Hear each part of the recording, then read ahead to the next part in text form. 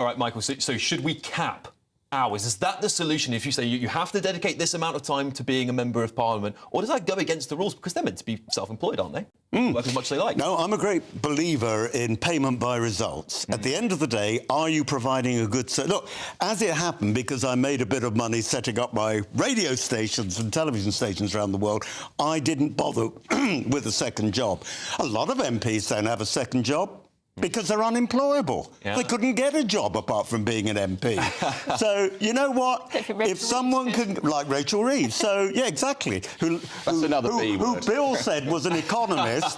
She did an economics degree. No, she lasted 2 years at the Bank of England as a junior trainee and then worked for HSBC because she was told she didn't have a future in the Bank of England. Let's be straight about that. Look, Rachel's not here to defend herself, so we can't, you know, that may very well be true, but it may very well not be true. Chloe, listen, would you rather see career politicians in Parliament? And there's a good argument to be made, actually, for career politicians. They know Parliament inside out, they know the rules, they know how to navigate the system. Or would you, as a young person, prefer to see more aspirational people, a bit like how Elon Musk and Donald Trump's a businessman, right? We ought to see more of that in British politics. I prefer to see people who have done something for themselves in the world, have experience that they can bring in. I would love to see businessmen in the cabinet. The current cabinet we've got is pretty much almost all filled with people who have just been living off the public purse their entire lives. They don't understand business, and that is starting to show now, very sadly. I do think it's good to have a few people that are young in Parliament,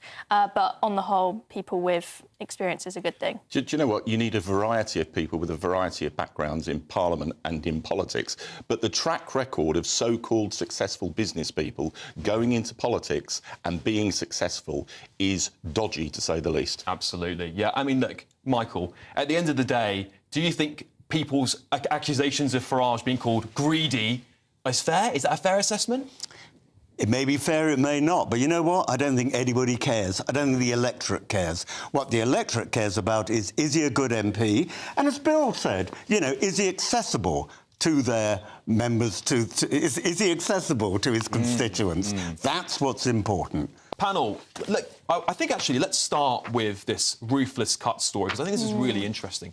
Bill, are we moving back to the Cameron years of austerity because Labour have run out of options with the economy? I don't think we are. It may be. I mean, look, you know, I made the point earlier, these are global forces. The global borrowing costs have gone up. The government needs to manage it. What is clear that the fiscal rules will not be breached. So there's going to be no increase in borrowing. There will not be further rises in taxes. It may be that down the line there needs to be some pay restraint and some public spending restraint. I think we're too early to make a judgment on that. Interesting. And you know, I think the critical period will come in 3-4 months' time, particularly when we get the OBR report, and we'll be able to make judgments then. Michael, look, this Telegraph report here on the Cabinet saying cuts have to be ruthless. It's quite strong language here. The problem is, of course, that we're now paying higher interest rates than the government or anybody else expected. And it is far worse than what's happening in other countries. As I said earlier, it's worse than Greece. So you can't just use the excuse, so it's happening everywhere, because Greece is one of the weakest world markets, and yet the markets believe that we're even weaker than that. So they've got a very clear choice. They do want to stick to their fiscal rules. It'll either mean more taxes and/or they're going to have to do cut. Chloe, what do you make of that? Because, you know, Rachel Reeves has made such a big splash about, that's it, we're not doing any more tax rises, I'm sticking to my fiscal rules. Is she going to have to break them? Has she got any manoeuvrability? Well, she says that she's going to have a war on waste in the public sector.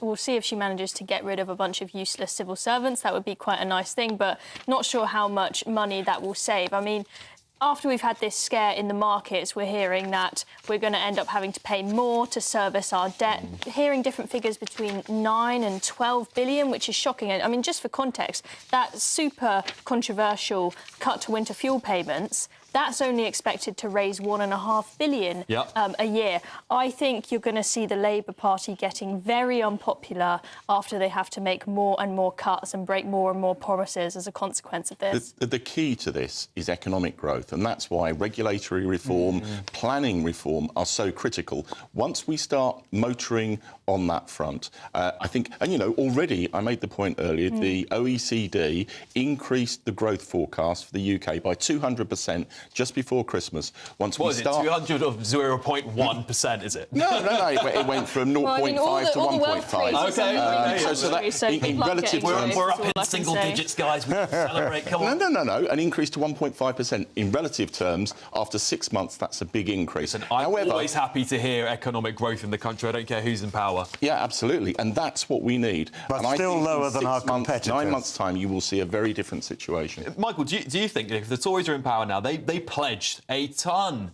of tax cuts, let's put it bluntly. Do you think that would have been a sustainable pattern of growth for the Probably country, or not. they've had to raise taxes again like Rachel Reeves has had to do? Probably not, but not as much as Rachel Reeves. And why? Because Rachel Reeves' whole strategy has been one that businesses have said is unsustainable. Oh, yeah. And why is it? Well, we've already criticised Rachel Reeves. I won't do it again. But it is, there are so, and you made the point, Chloe, there are so few people in the cabinet who've got, if any, who've got any experience about actually creating wealth. Yeah. That's the problem. Yeah. Civil servants know how to cut. We saw it in John Lewis when they appointed. Or spend other people's money, not their own. Forgive me, Michael, the last Tory government knew a great deal about cut. And that's the mess that we're having to clear up. The last one or the one before that? Well, the 14-year record was atrocious. Okay, well, I would include Boris in that number because he spent. But hold on. You look at any area of public service, whether it's potholes, whether it's social care, whether it's the National Health Service, whether it's schools, they're all on their knees after 14 years, and that's what Labour is having to tackle. When they were coming in, and Rachel Reeves thought that she could fix it with just a big capital gains tax hike. She then got into office and then got told by the Treasury and by HMRC, actually, no, that's not going to raise any money because everyone will flee the country. Yeah. And so now she is just squabbling, trying to find where on earth she can raise some money. Absolutely. Making the same mistakes of the 70s that Labour made all over again. Michael, look, I mean, obviously, NHS wait times are through the roof. I heard reports of someone who was waiting on a trolley for 50 hours to get seen in A&E. Is it actually the NHS's wait list pushing people? I'm not saying we should ever excuse the violence, by the way, but is it so unsustainable? People are just so fed up and desperate that they are now just resorting to being violent to get what they need to do. I'm not saying we should ever endorse that, but I completely disagree with that. No, I don't think so. But is that what's happening? No, I don't think so, because, look, they have triage in A&E, so they will deal with the most urgent cases first. We don't know the case here. I think it was a knife, because they used the word stabbing. We'll see. We don't know. We just know sharp objects. Well, somebody... It's just not. It's not been. Anyway, that's a detail. The point is, the person was stabbed. I think that someone has been attacked. Yeah, and it's not that uncommon in A&E. In some larger A&Es, they have security people there. Sometimes they have police officers there to make sure that this doesn't happen. So, sadly, this is not a one-off. There's doing enough, Michael. Are politicians doing enough to inspire young people? Lots of people have said in the past, not just now, that they would like to see a benevolent dictator. The problem is they don't stay benevolent for long.